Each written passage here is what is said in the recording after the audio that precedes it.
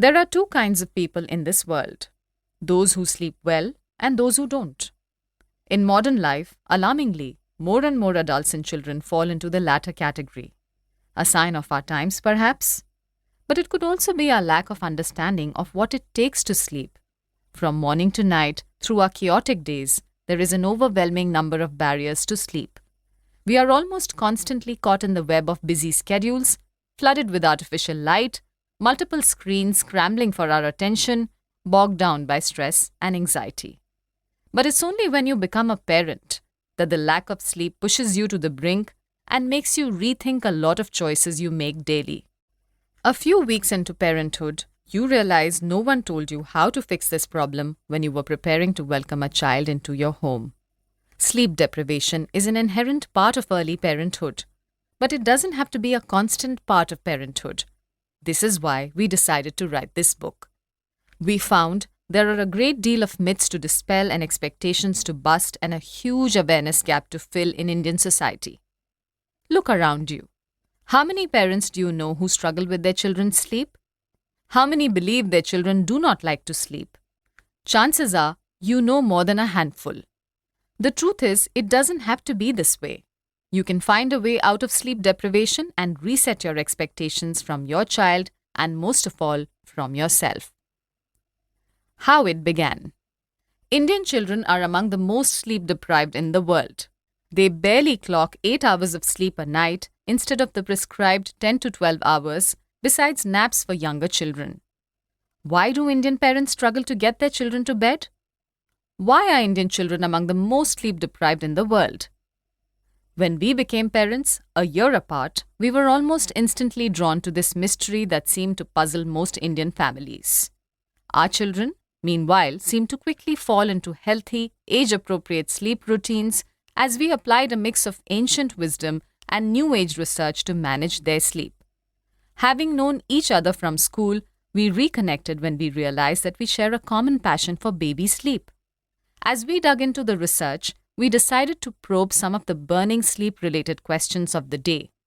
Are babies really poor sleepers, as millions of parents believe?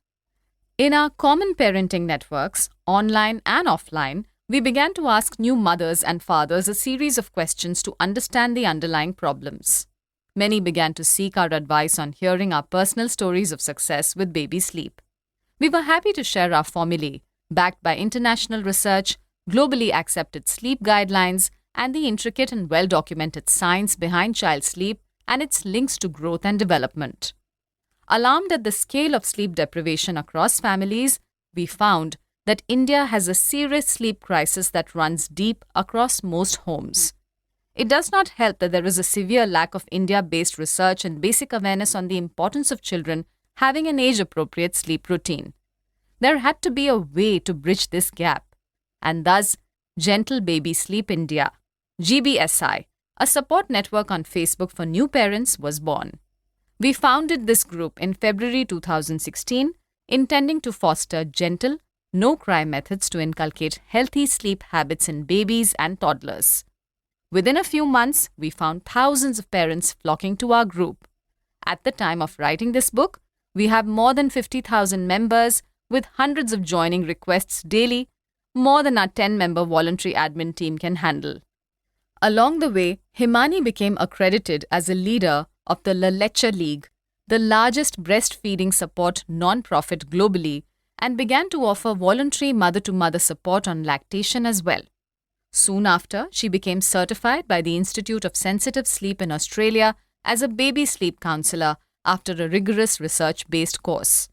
In addition to her voluntary work on GBSI, she provides professional, one-to-one support to parents as well. This involves a long-term association with families where their baby's sleep is tracked over weeks and months. Her formal training and intensive relationship with parents has given Himani a breadth of knowledge and deep insight on baby sleep, brought into sharp focus by her years of experience on GBSI.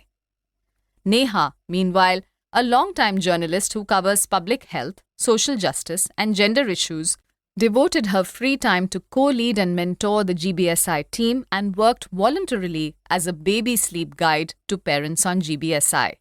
She is also a conscious parenting advocate. And now, dear reader, we have put it all down for you in this book.